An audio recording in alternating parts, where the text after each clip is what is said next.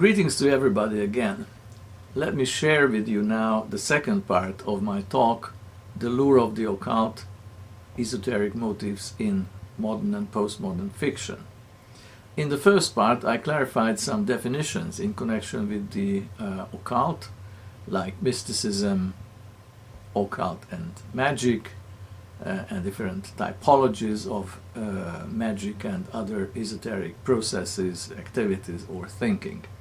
In the second part, I'm going to set up a kind of a checklist or typology of esoteric motifs which frequently appear in modern fiction. The first such motif is the world picture itself, that organic, holistic world picture about which I talked briefly in the first part, and I don't want to go into great details of that because many of these ideas are quite well known. For example, the idea of the great chain of being, which is a kind of hierarchical system of existence from the material world up to God, reaching through the three worlds which I've already mentioned, the material world, the celestial world, and the angelic or supercelestial world. And in this world picture, there are very important analogical correspondences. Every element of each world has corresponding elements in the other two worlds as well, and this is how this hierarchical chain is constituted. Another very important concept is the relationship between the macrocosm and the microcosm. The macrocosm is the great work of creation, the microcosm is the human body and the human existence, and everything which is a characteristic feature in the great cosmic world has a microcosmic counterpart in the human body. On the left pictures on this slide you can see this kind of medieval idea of the great chain of being. On the right side you see the correspondences between the human body and the celestial world. The signs of the zodiac, the zodiacal houses, are corresponding to several parts of the body, and they influence it, or this is how it was imagined until the modern scientific revolution. The middle picture is very beautiful, made by Robert Fludd, the 17th century mystic philosopher. It shows the kind of whole cosmic world in a circle with the Earth in the center. So mind you, this is still a geocentric kind of world picture, at least in this symbolic representation. And at the top of the circle you can see, of course, God, the creator. Below God there is a naked human body, and below the naked human body there is a monkey which is sitting on the globe of the Earth. And the question is, what do they represent?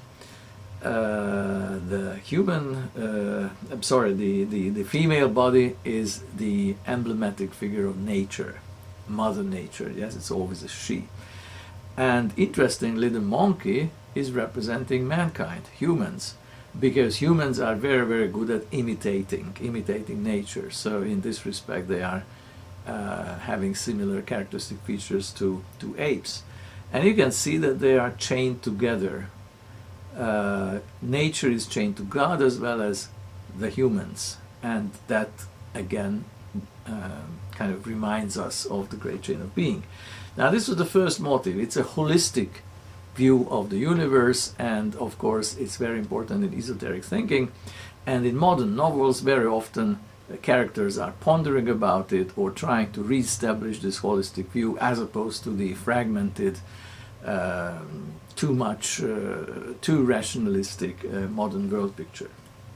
The second important motive is those secret sciences which actually study and try to, in a way, employ the characteristic features of this holistic universe. The three most important secret sciences are astrology, alchemy, and magic. Later on we can come to some details how these secret sciences actually operate and how they are represented in different novels. The third important motive is the desire to create artificial life.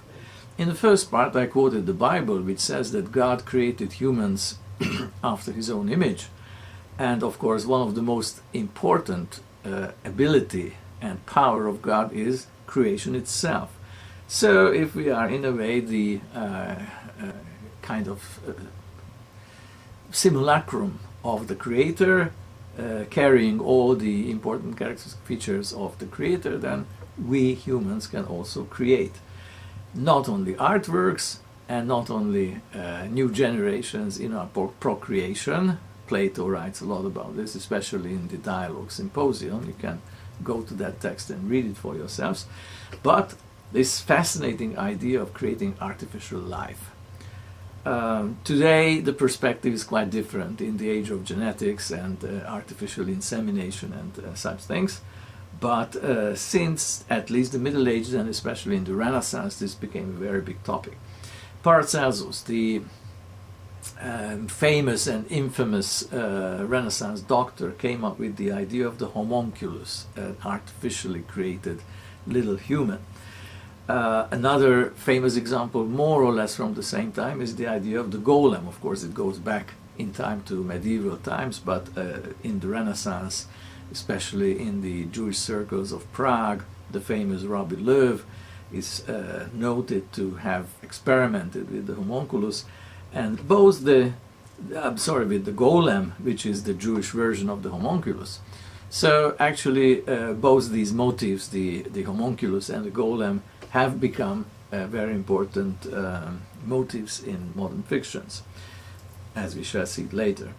The next important motive is the connections and interactions, eventually fights with the supernatural world.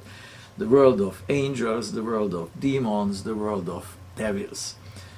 So all sorts of devil worship, conjuration, ceremonial magic obviously are important motives in modern fiction.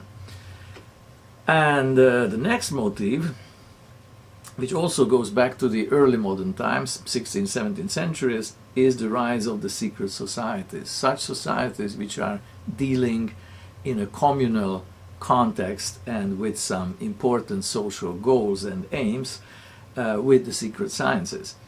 The Rosicrucians are the first such famous brotherhood, and of course very, very often their existence or the questions about their existence comes up in modern fiction.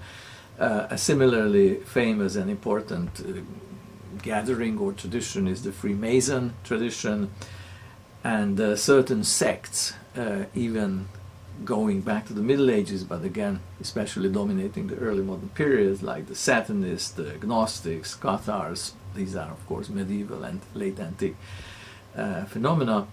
But anyway, the point is that the occult lore is not the property of a single person, a wise man who had revelation, but actually it's shareable and it can be utilized by a community. Not an absolutely open community, of course, but selected few. So that's why we say that these are secret societies.